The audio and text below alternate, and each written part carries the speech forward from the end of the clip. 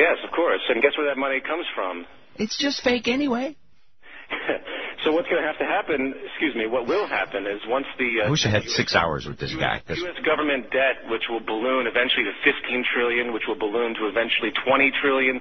At what point does it become a joke? At what point does it become a fantasy? At what point... They said it was a joke in the Reagan era. They've said it was a joke every 50 years previous to that. Good point, exactly. And the real reality is, unfortunately, Bob, is that this debt, these relationships of interest rates, the entire financial structure does have real repercussions. It does affect people's lives. It does. It enslaves them in houses that they're underwater in for a long time so bankers can keep getting rich. We agree about that stuff. Beyond that, I mean, the fact of the matter is you're not going to see the job market come back for many, many years. Why? Because we're in an adjustment period because of what we call technological unemployment. Joe, go ahead. Something else that many people don't talk about. I spent a good deal of time watching your movie yesterday, Peter, and some of it's educational, some of it's scary.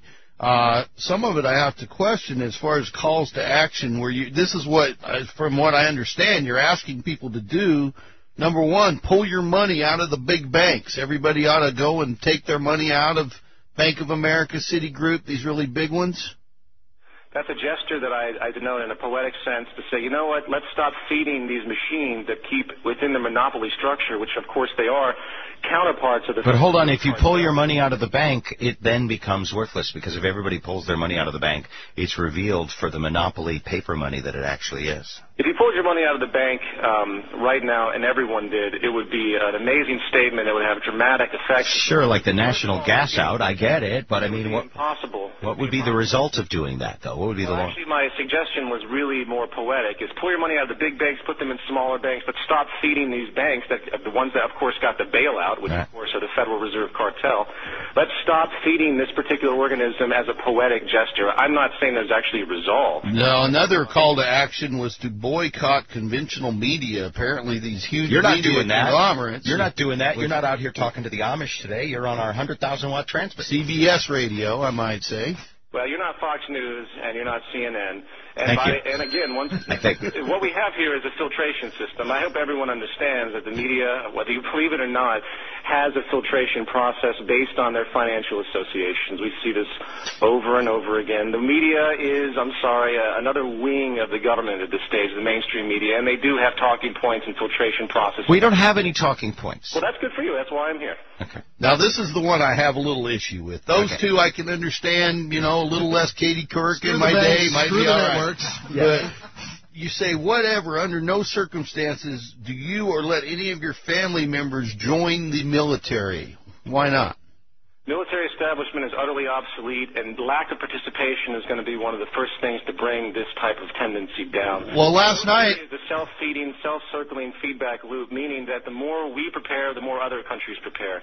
People need to stop entertaining these institutions that don't do anything. They're not doing anything. Talk to the people down in Haiti about what they're doing. I saw Sean Penn even saying, by God, our military is incredible. They're undergoing the greatest humanitarian mission in the history of our nation, or just about any nation right now. That's an interesting example. I don't consider that process to be typical of what the military's function is. Obviously, the military is a group of serial killers that are hired by the government and corporations. All right, we're done, I think, on that note. I'm sorry, I apologize about that. All I want to say is that the military... You didn't say talk with other countries? No, you didn't say talk. I misheard that. My mistake. Okay. People out there that have great intentions that do work with military establishments just like any other third-party organization. But right now, the military in America is nothing more than a wing of the corporate structure. Why? Peter, I hear that you're angry, and I'm angry too. So we agree on at least that part of it. Things are just not fair.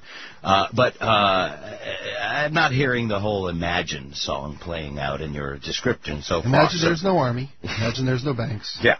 But so how do we individually affect change? It sort of seems like you're suggesting we withdraw from the system, which means that we take poverty first. That we if we destroy the system, we have nothing. How would you peacefully replace the system?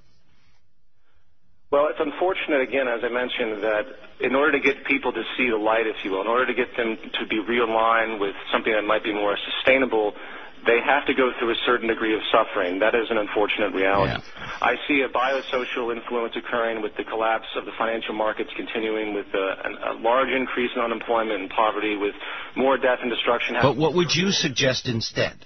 So what I would suggest instead, if I had the power to do so, is first of all you begin to completely restructure society from the ground up, which of course is a massive thing to do. Well, hold on, no, but that's I'm not done. All right. Well, I know you're not done, but I need you to get to something that I can actually put my teeth into. It's a long-winded and very difficult thing to ask me. You have to get society to be in line in a sustainable, practice-oriented way. And what I mean by that is you get rid of corporations explicitly. You would have, say, if I was President Obama and I actually was willing to do something radical with the current state of affairs, the first thing you do is you nationalize every single corporation. You would take the work week as it exists now, and you would cut. You really hate Fox. Hold on, he's talking about cutting the work week. I'm starting to like this. You're getting Joe back, Peter. Joe's coming back. Okay. Go ahead. The work week would be divided. I'm talking about a progression here. I'm not sure what the final solution is. The work week would be divided amongst. Would be lowered, to allow more people to be employed in certain areas. Corporations would be given a mandate, so to speak, where they would have to hire double the amount of people or whatever is required to get the U.S.